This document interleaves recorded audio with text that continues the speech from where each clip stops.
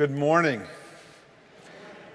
I feel so incredibly fortunate to be with you this day, and I look forward to being with you throughout this coming year as Calvary's first Rabbi in residence. I'm really quite excited, and I thank you for the opportunity. This morning is not my first time preaching here.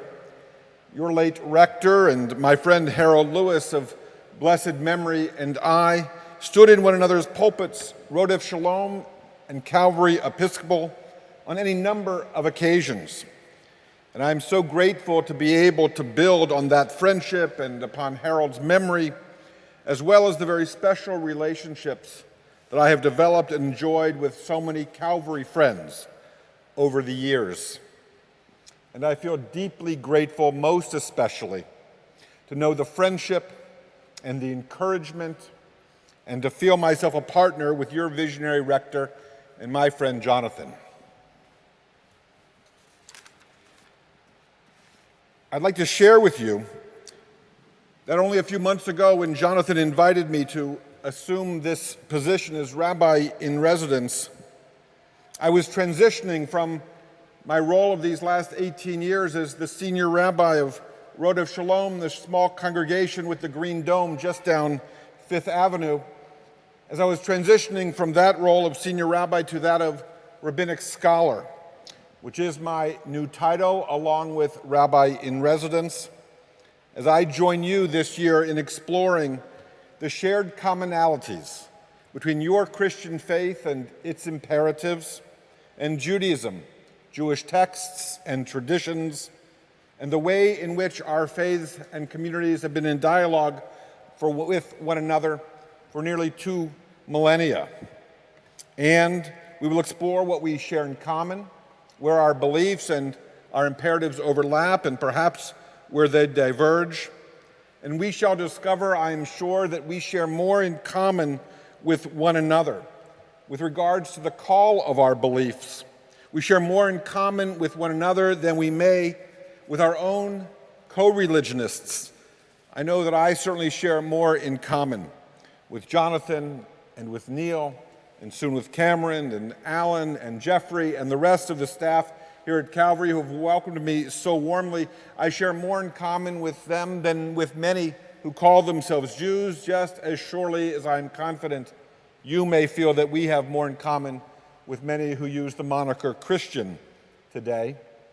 Because increasingly it is clear that more than our particular religious labels, which define our proximity and loyalty to one another, is the fact that what we believe may be interesting, but what our beliefs compel us to do, that, my friends, is significant and of great consequence.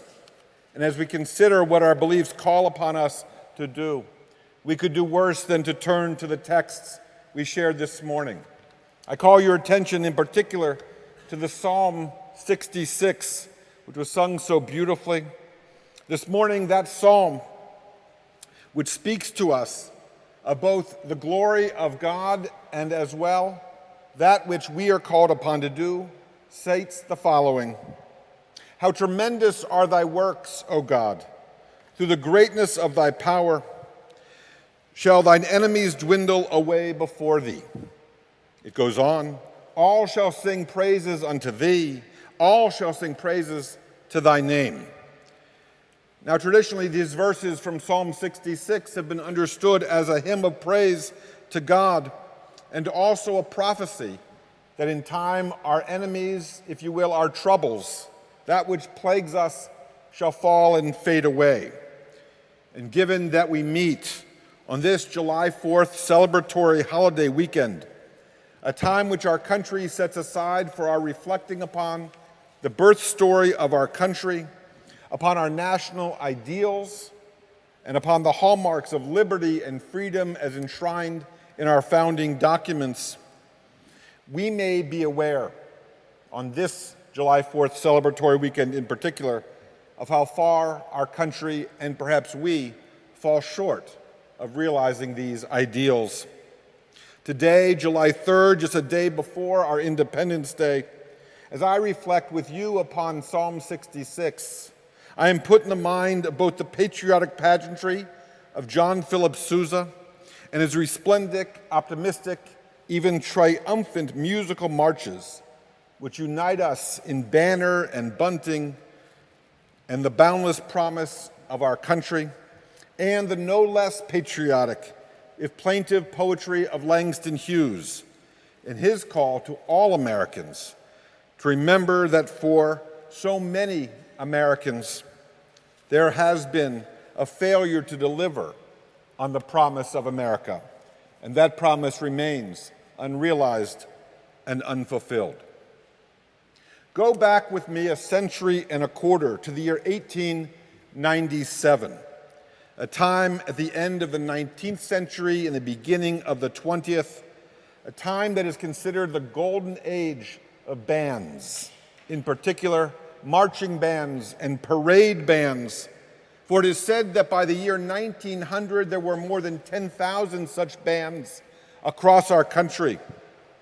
They formed in cities and in villages, on army posts and in factories and fraternal lodges, for in the days before the electric phonograph and prior to the radio, a band concert or a parade electrified the public like nothing else.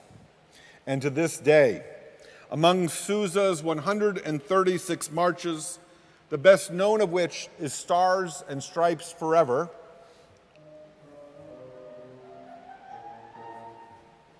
he was known for 136 such marches. Sousa was known as the March King and was nothing if not prolific. The resplendent celebrations of American idealism and hope, which are captured in these upbeat, can-do, expansive melodies, captured the age. And none is better known than Sousa's Stars and Stripes Forever, which was penned 125 years ago this year.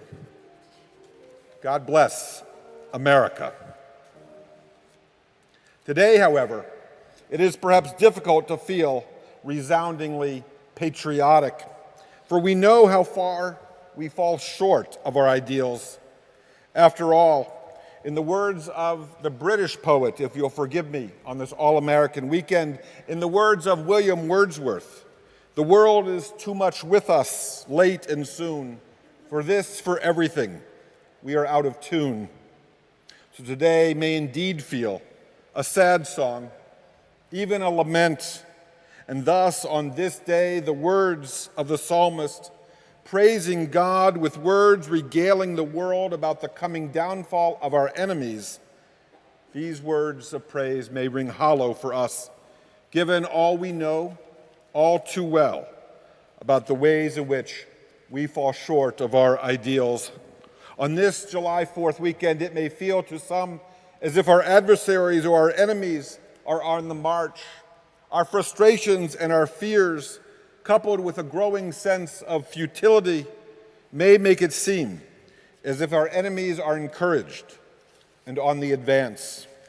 And on this July 4th weekend, when we are all too aware of how we have not yet realized our nation's promise, as Americans and as people of faith, we could do worse than to turn to the psalmist and to Sousa's rousing calls to march forward with our heads high and our sights set even higher. And we are tired, and we may feel spent on this Independence Day. Enter Langston Hughes, poet, writer, and playwright, who in the 1920s and 30s was one of the most essential voices of what is now known as the Harlem Renaissance, a cross-disciplinary African-American artistic and cultural movement. And one of the movement's leading voices was Langston Hughes, who, much like Pittsburgh's own August Wilson, celebrated the lives of Black people, spoke of their struggles and about their lives, and therein gave expression to a slice of the American experience that knows all too well what it is to be on the outside looking in, and knows all too well what it is to confront promises denied. On this July 4th weekend, We may be all too aware of how we feel let down and discouraged, denied, cheated, defeated, but we are not the first of our nation's citizens to be so frustrated, and we are not the first people of faith to be infuriated. Indeed, ours is a shared tradition that encourages us to take our frustration, to couple it with faith, and therein begin moving towards hope and redemption. And therefore, my message this morning is that we might be inspired to make and to become the change we wish to see in the world. Wherein musician John Philip Sousa used lively contrast, inventive rhythms, inspired orchestration, and memorable melodies to create, according to his biographer, his hurrah for the flag of the free, so too the poet Langston Hughes, to express his beliefs, feelings, and faith, used an altogether new technique to write what has come to be known as jazz poetry, a style of expression created by Hughes which was closely linked to jazz music, what with its creative couplings of sound and meter, syncopated beats, and most especially its improvisational style and its license and freedom, all of which are a significant encouragement to us on this day. To the psalmist with his call to glory and gratitude, and to Sousa with his paean to public displays of patriotism. On this July 4th, let us add Langston Hughes' plaintive plea on behalf of our republic. His poem is entitled, "Let America Be America Again." Let America be America again. Let it be the dream it used to be. Let it be the pioneer on the plain, seeking a home where he himself is free. America never was America to me. Let America be the dream the dreamers dreamed.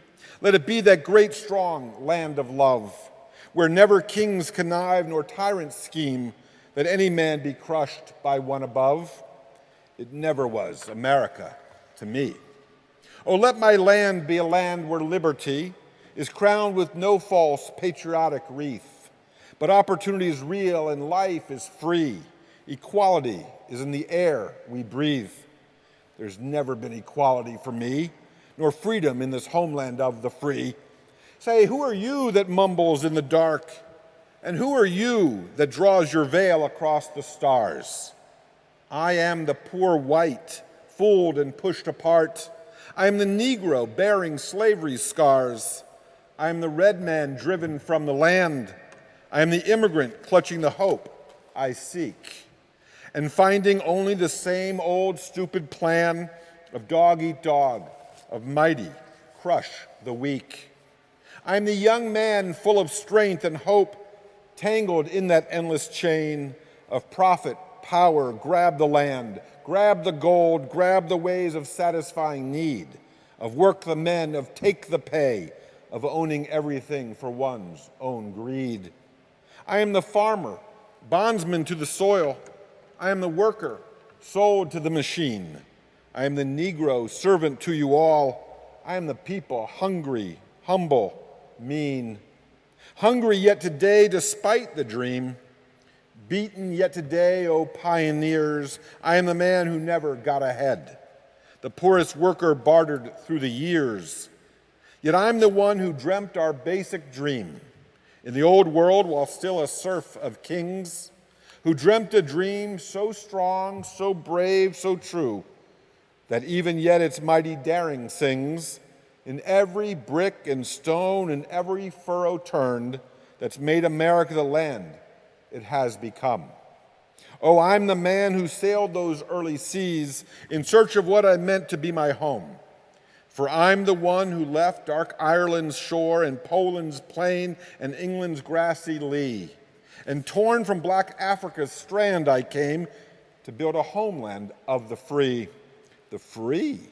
Who said the free? Not me. Surely not me. The millions on relief today? The millions shot down while we strike? The millions of who have nothing for our pay, for all the dreams we've dreamed and all the songs we've sung and all the hopes we've held and all the flags we've hung. The millions who have nothing for our pay except a dream that's almost dead today. Oh, let America be America again, the land that never has been yet and yet must be, the land where every man is free, the land that's mine, the poor man's, Indians, Negroes, me, who made America, whose sweat and blood, whose faith and pain, whose hand at the fowlery, whose plow in the rain, must bring back our mighty dream again. Sure, call me any ugly name you choose, the steel of freedom does not stain. From those who live like leeches on the people's lives, we must take back our land again, America. Oh yes, I say it plain, America never was America to me. Yet I swear this oath, America will be. Out of the rack and ruin of our gangster death, the rape and rot of graft and stealth and lies, we the people must redeem the land, the mines, the plants, the rivers, the mountains, and the endless plain, and all the stretch of these great green states, and make America again. My friends, on this Sabbath morning of this sacred Independence Day weekend, let us affirm our faith in God, in goodness, and in grace, in a government by the people, and in the God-given abilities that each of us possess to respond with significance to the psalmist's mandate, to rejoice in the consequence of Sousa's marches, and respond with love and loyalty to Langston's lament by re-energizing ourselves in Hughes's lover's quarrel between our beloved land's people and her promise, between overwhelming fatigue and futility and our keeping faith with our people and our nation's purpose, so that in time we may truly join with all our fellow citizens as we sing with the psalmist, praises unto God's glorious name, saying, how tremendous is thy work, O God. Blessed are your people. Selah. Amen.